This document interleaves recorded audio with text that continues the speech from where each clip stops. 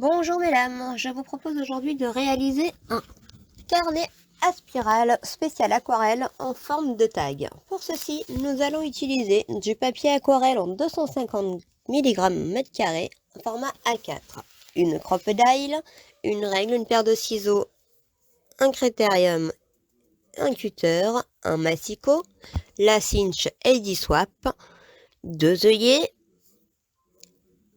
et un calendrier et un plioir. Nous avons 4 en 250 mg de Clairefontaine et le découper. Quand j'enlève la feuille du bloc, je m'aperçois que mon bord n'est pas très net. Je vais donc recouper ma feuille à 29,1 cm, ce qui me permettra d'avoir un bord net et de recouper plus facilement. Nous allons maintenant couper notre feuille en 3 parties à 9,7 cm. Nous aurons donc 3 pages égales. Je fais ceci sur 7 pages pour avoir 21 pages dans mon carnet. Je recoupe maintenant à 16 cm toutes mes pages, ce qui me paraît être une taille correcte pour les tailles. Nous allons ainsi créer un petit carnet d'exercices ou de art journal ou même un album photo en fonction de ce que vous y mettrez dedans. Nous allons maintenant procéder à la mise en forme. Et on ne jette pas les petits bouts qui peuvent servir pour le nuancier. Nous allons marquer les angles de nos tags. Pour ce faire, je marque un repère à 2 cm de chaque côté en hauteur et en largeur de mon tag. Je trace d'un repère à l'autre et je découpe des deux côtés.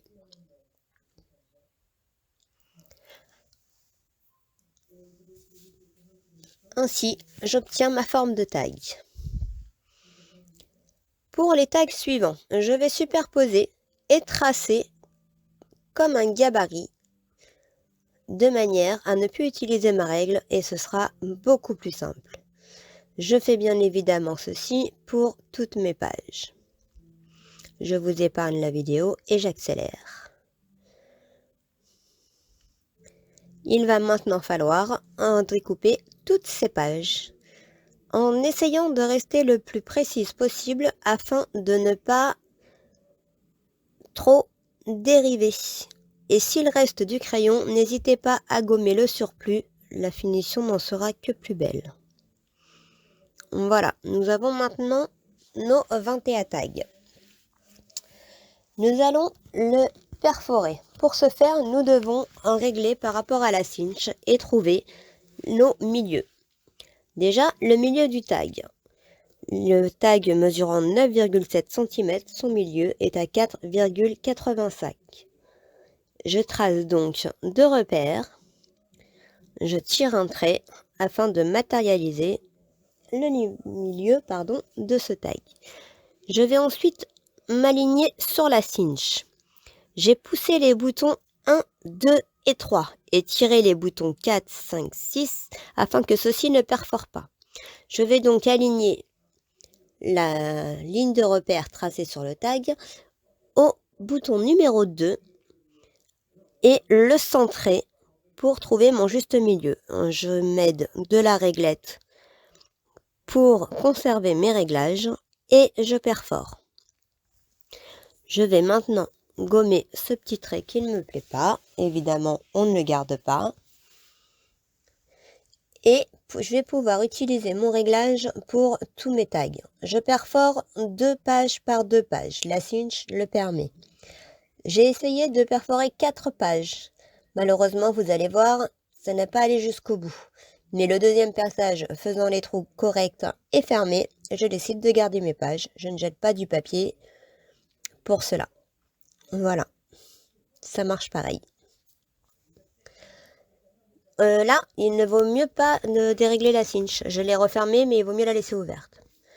Je vais maintenant utiliser un calendrier pour faire les couvertures devant et dos de mon petit carnet. Je décide de faire la largeur exacte de mes tags, c'est-à-dire à 16 cm. je trace et je coupe ensuite au cutter en passant à plusieurs reprises sans trop forcer. Quand on force le geste, on risque de déraper sur la règle et de se faire mal. Il vaut mieux prendre son temps et avoir un trait régulier sans se faire mal. Mes tags sont à 16 cm. Je décide de tracer la longueur de ma couverture à 16,5 cm, ce qui permettra de protéger le bas du carnet et de ne pas corner les pages. De même, je coupe au cutter doucement et à plusieurs reprises. Je détache ensuite la partie de mon calendrier découpé. Ici, j'ai un petit peu forcé, c'est pas grave, je fais une reprise au ciseau afin de ne pas trop déborder. Nous faisons ceci une deuxième fois pour le dos.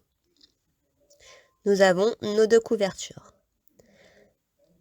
Il va maintenant falloir reproduire les angles de nos tags afin d'avoir un carnet tag, y compris la couverture. Je dispose mon tag comme pour les pages et je m'en sers de gabarit afin de tracer mes angles et de les couper. Je fais ceci sur les deux pages et sur le même principe avec mon cutter. Je vais doucement, j'y vais pas à pas et je ne prends pas de risque. Le coin se dégage tout seul. On fait de même pour les trois autres. J'accélère. Nous allons maintenant recouvrir. Pour ceci, j'ai choisi de reprendre le même papier aquarelle, format A4. Je retire le petit bout qui se déchire quand je l'enlève du bloc et je coupe en deux. Je vais pouvoir y placer mes tags que j'ai déjà double facé, comme vous pouvez le voir. Je sais pas si ça dit double facé, mais c'est pas grave. Sur lesquels j'ai mis du double face et je les centre sur mes pages. Je fais attention d'avoir le grain de l'autre côté, le grain de papier de l'autre côté, pour pouvoir le décorer plus tard. Si je souhaite le peindre, il vaut mieux qu'il soit dans le bon sens. Je marque tout autour de mes tags le premier pli de pliage afin de faciliter les replis au moment de la fermeture. Voyez, et j'écrase mes angles pour être aidé au moment du collage. Donc, je n'avais jamais fait ce type de couverture avant, c'est-à-dire avec les coins en biseau. Donc, je vous montre comment je m'y suis prise. J'ai donc replié d'abord mes 4 grands angles, puis les coins biseautés. J'ai coupé en bas comme pour un carnet à 90 degrés en laissant 2 mm. Puis j'ai replié d'abord le coin, puis le haut et les côtés. Ceci a marqué des plis en triangle et c'est cela que je vais retirer pour supprimer le surplus d'épaisseur. Hop, et je fais de même de l'autre côté. Maintenant que j'ai repéré les triangles, je fais de même sur la partie gauche de mon tag. Vous voyez, ça se plie bien. Je repère, je plie, j'écrase. Ainsi, je trace mes plis. Vous voyez pas très bien, je pense. Voilà. J'ai volontairement pas trop accéléré la vidéo pour que vous puissiez voir ce que je fais. Et vous verrez qu'on a une finition qui est pas mal du tout. Voilà, je retaille au besoin, j'enlève ce qui ne me plaît pas ou ce qui a tendance à vouloir rebiquer. Il n'y a pas de mesure ici, donc on essaye vraiment d'être précise et de bien marquer les plis de manière à ce que le papier, voyez, le papier nous guide dans notre découpe. Et voyez, les coins sont propres, c'est nickel. Ça fonctionne comme ça. J'aurais peut-être pu enlever un peu plus d'épaisseur dans dans l'angle, mais ça me convient, on voit rien, ça reste propre. Voilà, je pose ma première bande de double face pour venir coller le bas de la page. J'appuie bien, mes angles ayant déjà été écrasés. Je vais maintenant procéder au collage des coins en biseau. Donc pareil, je mets du double face bien partout de manière à pouvoir coller correctement à l'intérieur.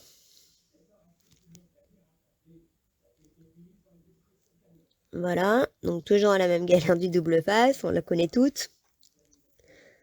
On retire la pellicule de protection et on appuie bien en tirant sur le papier pour qu'il soit bien à bord du biseau. Maintenant, je replie la partie haute en mettant un tout petit bout de double face de manière à ce que ça ne déborde pas lorsque je viendrai mettre la couverture intérieure. Et je replie. Je vais maintenant procéder de la même manière sur les deux côtés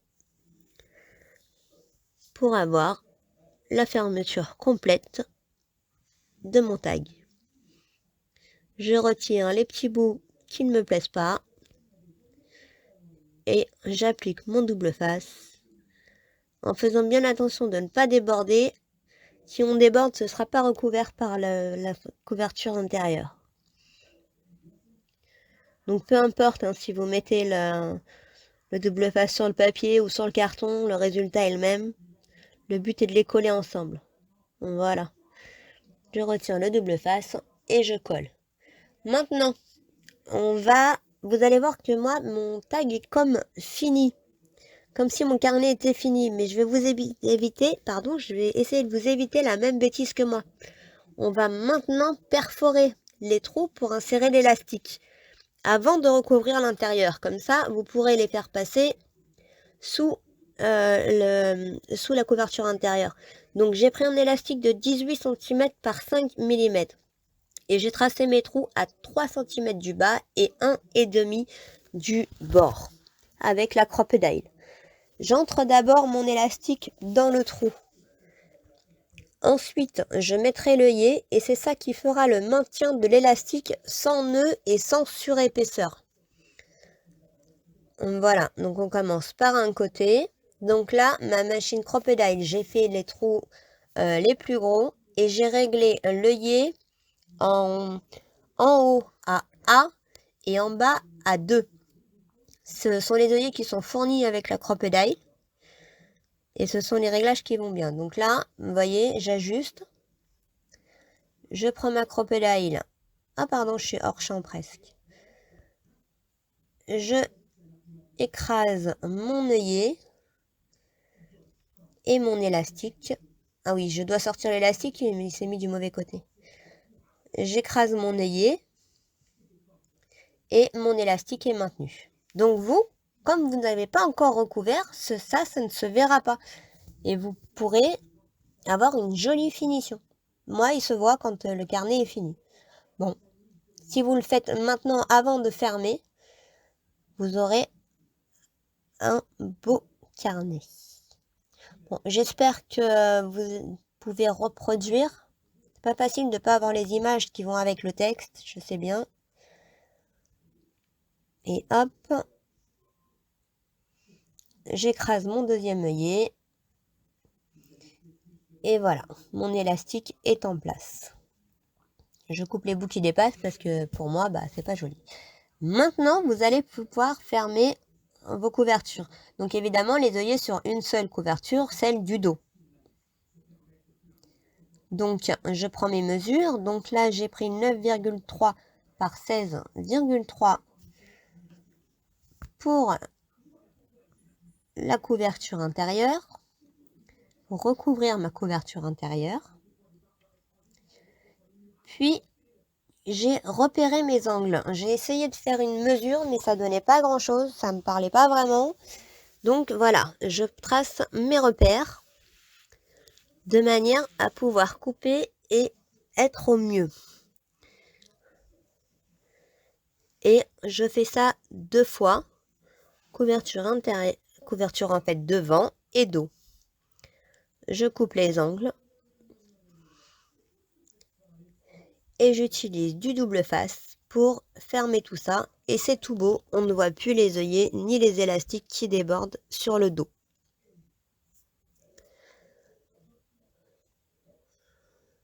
Hop, du double face. Je préfère en mettre plus que pas assez, parce que de toute façon, je pense que je décorerai également la couverture à l'intérieur et à l'extérieur.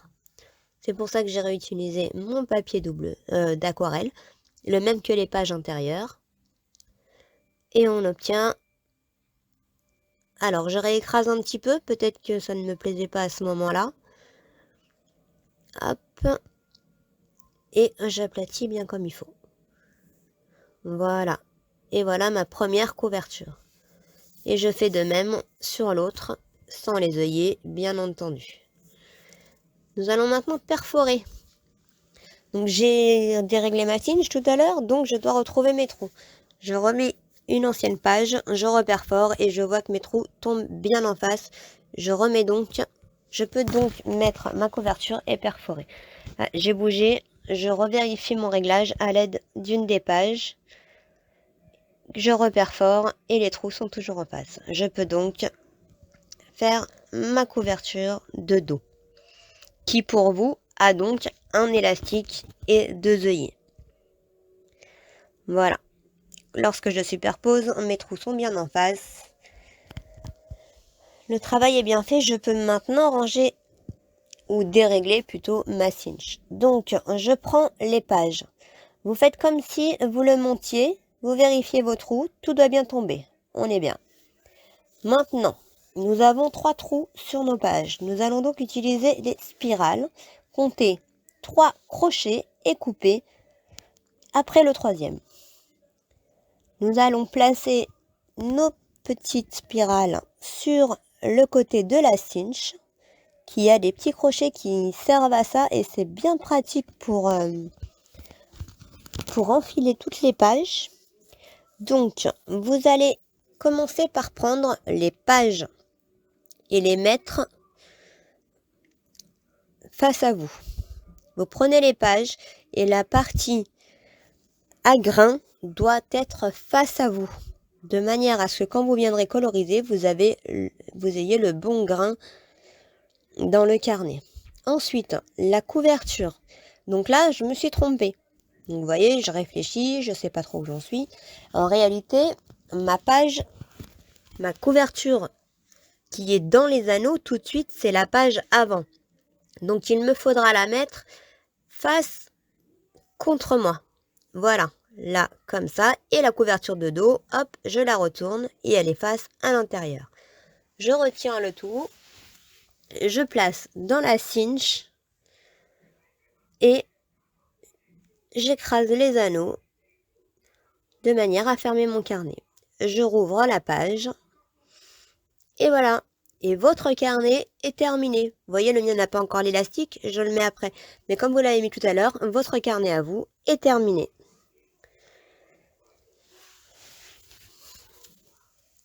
Voilà, donc j'espère que ce tutoriel vous a plu. Si vous avez des questions, n'hésitez pas à les poser en commentaire. Je serai ravie de vous répondre et de pouvoir vous aider. J'espère pas vous avoir perdu en ayant retourné un peu la vidéo pour vous éviter pour vous arranger la finition. Voilà, donc si cela vous a plu, n'hésitez pas à vous abonner, je reviendrai. Merci beaucoup et à bientôt.